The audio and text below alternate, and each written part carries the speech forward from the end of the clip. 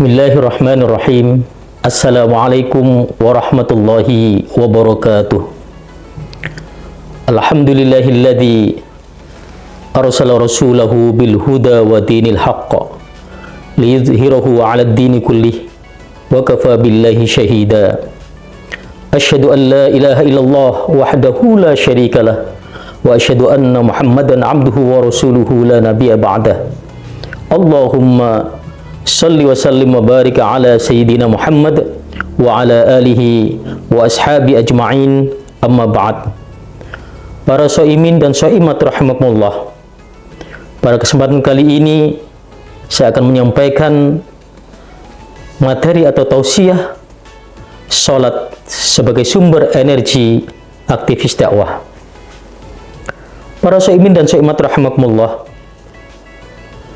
bahwa perjuangan dakwah itu cukup panjang. Bahkan umur dakwah lebih panjang dari umur para dai. Tentunya perjuangan ini adalah sangat mulia di sisi Allah Subhanahu wa taala. Karena setiap manusia, seorang muslim mukmin, punya kewajiban untuk melakukan dakwah. Profesi apapun kita, menjadi dokter, menjadi polisi, menjadi petani, menjadi pedagang dan sebagainya, semuanya punya peran untuk berdakwah kepada Allah Subhanahu wa taala. Maka terkadang para dai ini merasakan kelelahan di perjalanan. Bosan, futur, stres dan lain sebagainya. Karena memang tantangannya cukup luar biasa. Tantangan dakwah dari caci makian. Walaupun Allah menyampaikan la yakhafuna laumata laim, jangan engkau takut dengan cacian para manusia yang kita dakwahi. Tetapi karena kenyataan di lapangan, betapa banyak orang-orang berdakwah al-mutasakituna ala turiqid dakwah, berjatuhan di jalan dakwah, tidak tahan dengan tantangan aqobat dan tahiyat dakwah itu sendiri. Maka tentunya Allah Subhanahu wa taala memberikan solusi kepada kita sekalian para dai Allah Subhanahu wa taala, bahwa ketika kita sudah merasakan kelelahan, merasakan futur, degradasi keimanan, maka Allah memberikan solusi buat kita sekalian untuk changing station. Kita dicas dengan apa? Yang paling ampuh adalah dengan sholat. Karena sholat merupakan energi positif yang meningkatkan ruhiyah kita, memberikan semangat buat kita untuk melakukan perjuangan dan dakwah ini. Karena Allah juga memberikan stimulus melalui Rasul sallallahu alaihi wasallam, ketika kita berdakwah mendapatkan satu orang yang bisa kita dakwahi, itu khairun min khumurin na'ami. Kita mendapat lebih baik daripada kendaraan yang paling mewah. Kalau dalam bahasa Rasul dulu adalah unta merah. Maka tentunya sholat ini penting. Kenapa? Pertama adalah sholat adalah sumber ketenangan dan solusi masalah. Ketika ada masalah-masalah dalam dakwah, problem dakwah, kita kembalikan kepada Allah Subhanahu wa taala. Dalam surat Al-Baqarah ayat 45 disampaikan oleh Allah Subhanahu wa taala, a'udzubillahi minasyaitonir rajim, wasta'inu bis-sabri was-shalah wa innaha lakabiratun illa 'alal khashiin. Jadikanlah sabar dan salat itu sebagai cara untuk membantu diri kita menghadapi ujian dari Allah Subhanahu wa taala. Karena sesungguhnya salat itu amat berat, tetapi bagi orang-orang khusyuk, orang-orang yang ikhlas, insya Allah itu sangat ringan. Para syaimin syaimat rahimakumullah, yang kedua adalah recenjing ketakwaan, penguat ruhiyah buat kita sekalian, itu sholat. Dakwah tanpa ruhiyah maka rasanya hampa. Maka sholat fardu adalah cara changing power ketakwaan kita kepada Allah Subhanahu wa taala dengan sholat yang benar, mendisiplinkan hati kita, menjauhkan diri dari sifat nifaq, membersihkan diri dari dosa-dosa, sehingga mental pejuang akan menjadi kuat dan kokoh serta tangguh. Yang ketiga adalah sholat sebagai refleksi keimanan, keikhlasan, tauhid kepada Allah Subhanahu wa taala. Ketika kita menghadap Allah Subhanahu wa taala dengan Allahu Akbar, maka sesungguhnya masalah problem apapun di dunia ini yang kita alami dan dialami para aktivis dakwah itu semua adalah kecil.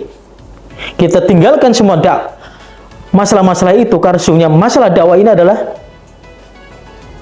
sesungguhnya di depan Allah kecil ketika kita Allahu Akbar, Allah Maha Besar. Karena sesungguhnya pekerjaan dakwah hanyalah ikhtiar kecil, tetapi ketika kita mampu keikhlasan, maka tentunya semua itu akan menjadi ringan karena Allah Subhanahu wa taala. Yang keempat adalah energi positif dan akhlak mulia. Salat yang khusyuk akan memancarkan pengaruh positif, aura yang baik, ruhiyah yang baik, sehingga kita terhindar dari berbagai macam perbuatan kemungkaran, fahsya wal munkar. Inna sholata tanha anil fahsya'i wal munkar.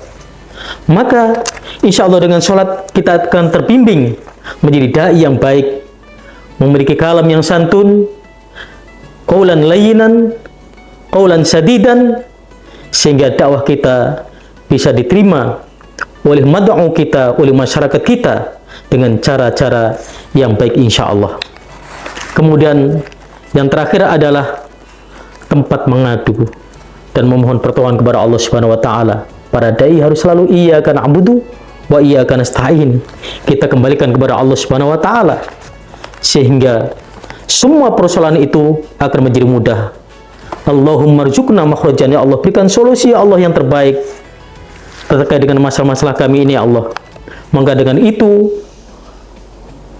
dekat dengan Allah Subhanahu wa taala, maka keberhasilan dakwah insya Allah akan tercapai insya Allah. Maka dalam momen ini penutup dalam materi ini, marilah kita perbaiki sholat kita, maka Allah akan memperbaiki dakwah dan hidup kita. Jangan jadikan sholat sebagai kewajiban formalitas, tetapi jadikan kebutuhan hati untuk mendapatkan energi positif perjuangan, sehingga dakwah kita insya Allah dengan itu akan diterima oleh masyarakat kita.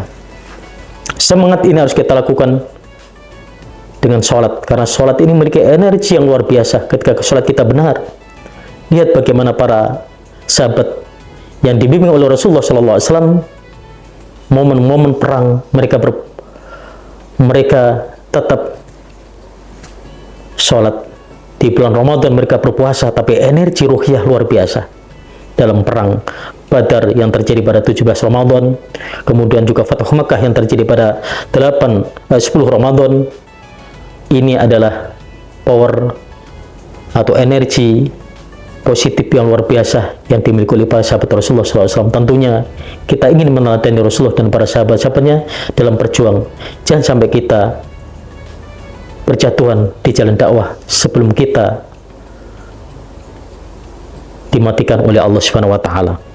Ikhwati fillah, maka dengan demikian mudah-mudahan kita menjadi hamba Allah Subhanahu wa taala yang selalu berdakwah untuk kebaikan-kebaikan. Demikian Jakarta tetap ibu kota negara, istana tempat tinggal presiden.